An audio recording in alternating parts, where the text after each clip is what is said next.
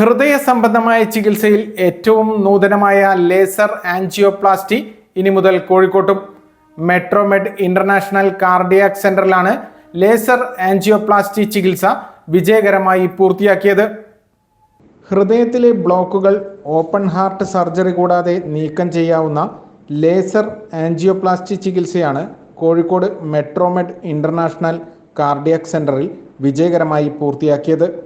മുമ്പ് ആൻജിയോപ്ലാസ്റ്റിയോ ബൈപ്പാസ് സർജറിയോ ചെയ്തവരിൽ വീണ്ടും ബ്ലോക്ക് വന്നാലും ലേസർ ആൻജിയോപ്ലാസ്റ്റിയിലൂടെ അത് നീക്കം ചെയ്യാൻ സാധിക്കുമെന്ന് chief cardiologist doctor P Mustafa വാർത്താ സമ്മേളനത്തിൽ പറഞ്ഞു.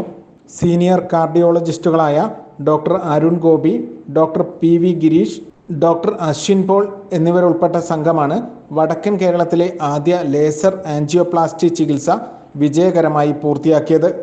ACV news, Kozhikode.